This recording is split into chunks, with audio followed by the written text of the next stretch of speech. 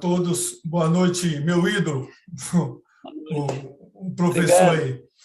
Professor, eu tive o prazer de ter sido o segundo curso nacional de promotor de polícia comunitária, eu era soldado aqui no DF, né, de multiplicador de polícia comunitária, e o professor estava falando aí da coisa de polícia do livro.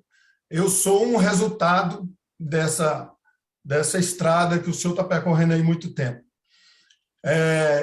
Então, muito obrigado por eu ter essa visão mais holística, né? Mais como uma floresta de segurança pública, não só como uma árvore. Eu brinco muito quando eu vou ali na Senasp, que eu brinco com meus amigos, que eu falo assim, onde é que está enterrado o túmulo do Pronas? Eu quero ir lá rezar para ver se ele ressuscita, né? Fica até brincando com alguns amigos que tem lá. E dentro do Senasp, o senhor teve aqui também, no primeiro território da paz, que foi aqui no Itapuã, né, com o Proteja, com Mulheres da Paz, e infelizmente, como o senhor falou, isso acabou tudo, né? Mas eu vejo assim, professor, aqui eu sou um presidente que consegue, levo todas as lições do senhor, tento repassar isso, né, para a minha comunidade, tentando transformar a sociedade aqui em uma comunidade, né? Porque quando a gente fala em comunidade, em vez de sociedade, fica mais forte, né? Esse sentimento fica mais forte, esse sentimento de pertencimento. Falo, sim, que o CONSEG é um fórum de realizar políticas públicas de segurança, para que a gente apoie as políticas de segurança pública, né? Então, eu digo que o CONSEG é isso, o CONSEG tem que fazer isso, porque, como o senhor bem frisou aí, somos nós aqui da ponta, a comunidade que tem todos os dados. Aqui no CONSEG eu faço isso, nós pegamos os dados, transformamos em informações e depois em conhecimento para ser aplicado na própria comunidade. A gente, como o presidente Flávio falou, muitas vezes não, né? Os nossos dados, as nossas informações, principalmente os nossos conhecimentos, não são aplicados pelos gestores de segurança pública, que ainda acham, né? Eu só estou repetindo, parece que eu estou repetindo o que o senhor fala, que só quem pode falar de segurança pública é quem porta uma arma ou uma farda. É isso que acontece.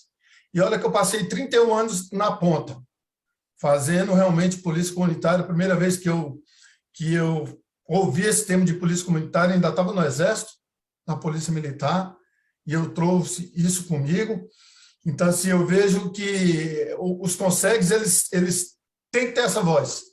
Eles precisam ter essa voz para que as políticas de segurança pública possam levar as políticas de segurança pública e colocar tudo junto, andando de mãos dadas, né? Acredito também, secretário, vou chamar o senhor de secretário, de professor, que os poucos projetos, e aí eu vou falar de mim mesmo, os poucos projetos que já ainda temos aí de segurança pública cidadã, de polícia comunitária, são esses policiais lá da ponta que correm atrás, porque eles que estão mais próximos da sociedade de trás. E nessa mudança também que o senhor falou aí, só quem valoriza, infelizmente, às vezes é a comunidade. A gestão acha que o policial comunitário, aquele cidadão que está lá na ponta, é o preguiçoso que não faz nada, é aquele cara que só quer vida boa. E muito pelo contrário. Se a gente for fazer um parâmetro entre os operacionais e o comunitário, esse comunitário ele trabalha 30 vezes mais, porque ele tem uma maior responsabilidade, né? O trabalho dele não acaba no balcão da delegacia, igual uma ocorrência operacional. Eu prendo, levo na delegacia, problema é delegado. Mas essas questões que não são assistencialistas, tem muita gente que pensa que polícia comunitária é assistencialista, não acaba no balcão da comunitária, do balcão da delegacia. Nós, policiais comunitários, rodamos 24 horas ali para transformar essa sociedade em comunidade. E, para terminar, secretário, eu queria que o senhor falasse duas perguntas minhas só. Por que ainda não foi implantado o ciclo completo de polícia? E, claro, eu queria que o senhor falasse um pouquinho sobre isso, né? Tem muita gente que acha que não, que isso não resolve. E qual seria o caminho para mudar a matriz curricular, né, das forças de segurança pública. Porque a primeira coisa que quando a gente entra, seja em cima ou seja embaixo, né, que tem duas entradas, infelizmente, nas instituições, é que querem separar o policial da sociedade. Eu costumo dizer que nós não temos duas sociedades, nós temos uma só, com papéis diferentes. Então, eu queria que o senhor desse uma palhinha para nós aí, como a gente pode mudar a matriz curricular de ensino. Eu sei que o senhor tentou na época, né, com esses diversos cursos aí de pós-graduação, de mestrado, os cursos de pequena duração na Senasp, e o ciclo completo de polícia. Por que não funciona, secretário? Obrigado a todos. As minhas considerações seriam essas. Muito bom. Eu quero te agradecer muito, Sérgio.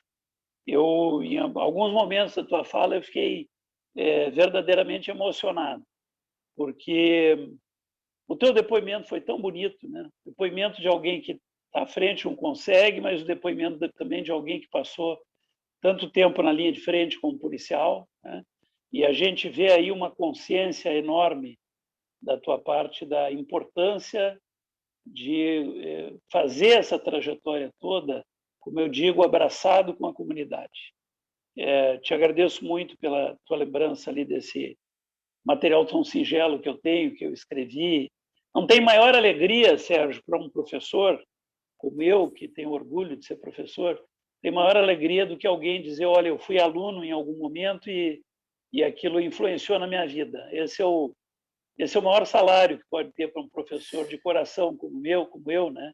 E eu esqueci de falar, secretário, só interrompendo o senhor, do outro texto que eu li muito e que foi importantíssimo na minha vida, que é um policial para chamar de seu, que o senhor escreveu no Globo, e uma menina me mandou esse texto. Desculpa eu ter interrompido o senhor. Exatamente, um policial para chamar de seu, que é essa ideia da comunidade que assume o policial. Você disse uma frase no final da sua fala que é muito importante: não existem duas sociedades. Não existe uma sociedade policial e uma outra sociedade geral. É uma sociedade só, né? Então, um policial para chamar de seu é a expressão que a geração dos meus pais usava quando eu era pequenino ainda, né? Eu morava num sobrado e os meus pais, quando tinham algum problema, eles diziam: nós vamos descer para falar com o nosso policial. Nesse nosso policial não tinha uma ideia de que o policial tinha que cumprir ordem, né, das pessoas, não. O nosso policial era uma expressão de orgulho. O policial nos pertence, ele é o policial da comunidade.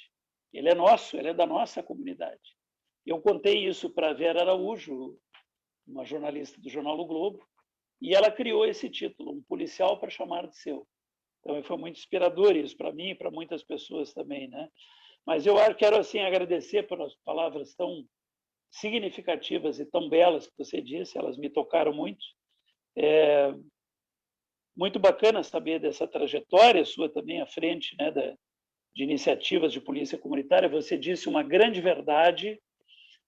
A maior parte das experiências de polícia comunitária que nós temos hoje no Brasil são experiências espontâneas, elas não são sistêmicas, elas são espontâneas e feitas por grupos de policiais apaixonados que, contra tudo e contra todos, sendo muitas vezes debochados, sofrendo bullying dentro das suas próprias corporações, eles vão para as comunidades com a sua paixão e eles se tornam grandes líderes reconhecidos por essa comunidade. Conheço muitos que geraram verdadeiras transformações nos bairros onde atuam, dentre elas, a mais significativa, a queda da violência e da criminalidade, porque muitas dessas comunidades são abandonadas por tudo e por todos.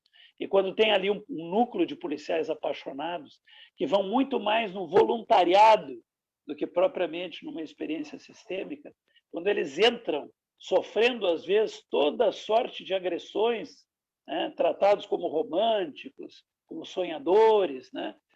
Bom, mas romântico e sonhador é aquele que há 50 anos faz a mesma coisa sem obter resultados. Isso é que é ser romântico e sonhador.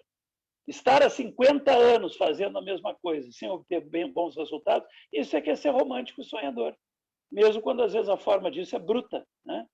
Então, aquele policial que ele veste a camisa de polícia comunitária, às vezes até sem muita orientação, mas cheio de boa vontade, lendo um livro daqui, outro dali, participando de um ou outro seminário, né?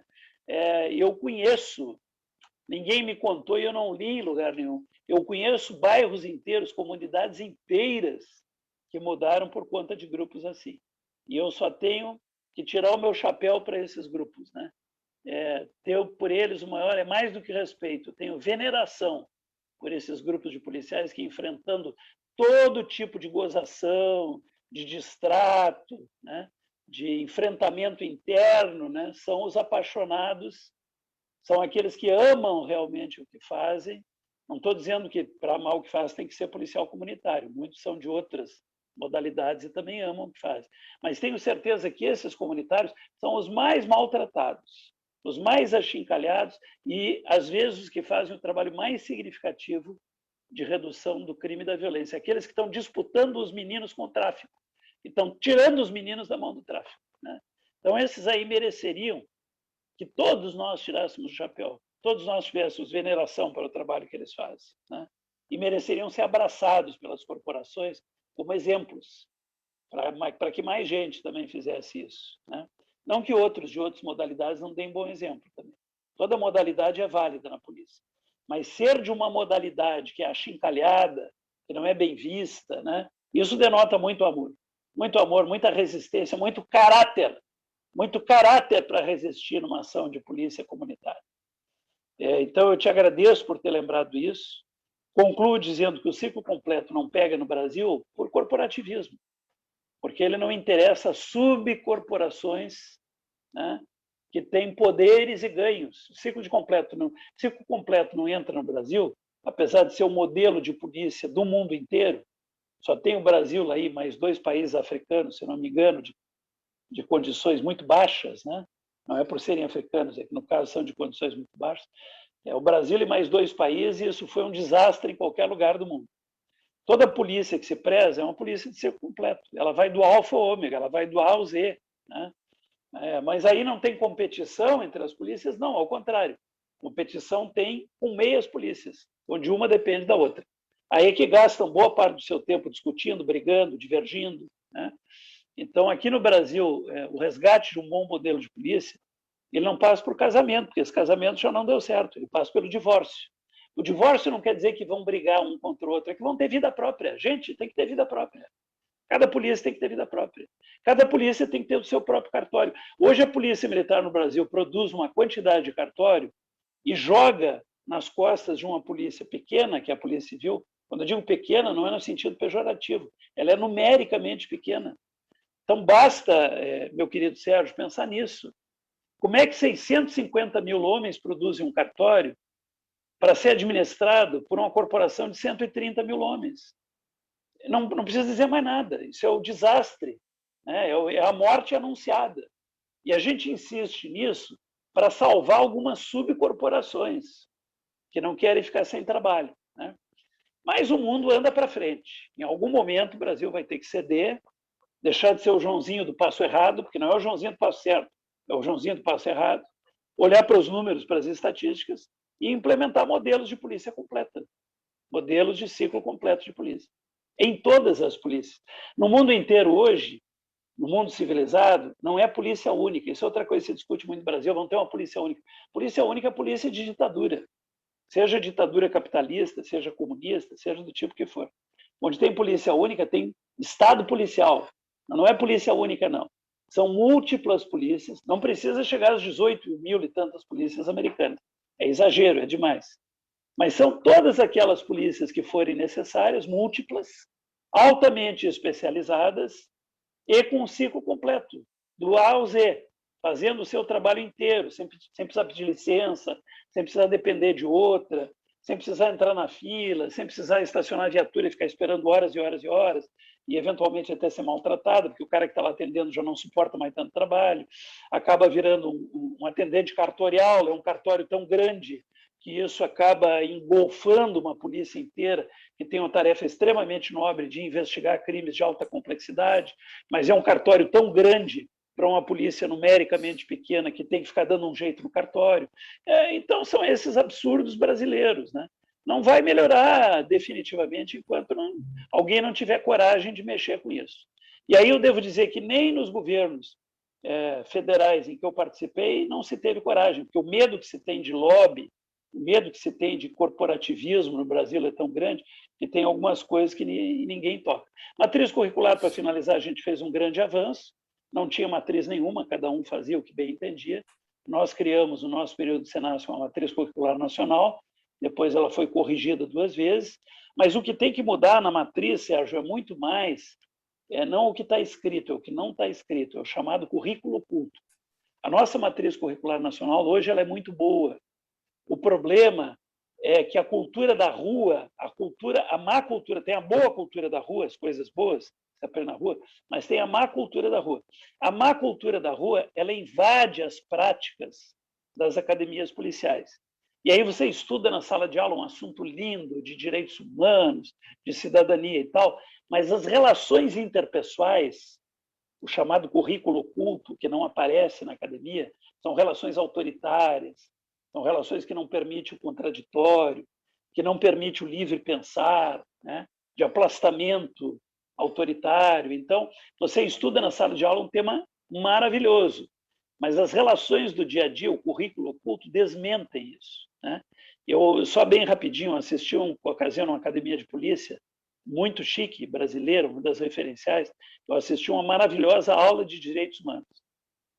O diretor, todo feliz, me convidou para assistir, né?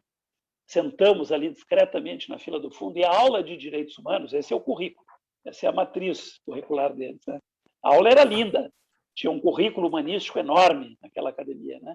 E a aula era um oficial com um quadro verde totalmente cheio, que os alunos anotavam desesperadamente, porque ele tinha um método de escrever rápido, e depois ele ia apagando, e quem não anotou, e não pode copiar de ninguém, né? E tinham que copiar depois da aula, né? Essa era a aula de direitos humanos. E, ao final, um rapaz aí próximo de nós levantou a mão para fazer uma pergunta, e esse professor fulminou ele com o olhar e disse assim: já avisei que não interrompam o meu raciocínio. Pergunta só ao final da aula. E aí o rapaz olhou para mim discretamente, nem sabia quem eu era, e disse assim: faz meses que ele diz isso, né? Faz meses que ele diz que não interrompam o raciocínio dele, que pergunta só ao final da aula. E isso era uma aula de direitos humanos. Então, o que vale são os direitos humanos que estão anotados no quadro verde, aquela declaração decoreba que ele estava impondo para os alunos, ou o que vale é o mau exemplo do descumprimento mínimo dos direitos humanos, que é o direito a pensar, a participar, a fazer pergunta. Currículo oculto, né, Sérgio? Vale mais do que o currículo escrito. Então, é isso que tem que mudar, é o currículo oculto. Muito obrigado, viu, Sérgio? Gostei muito.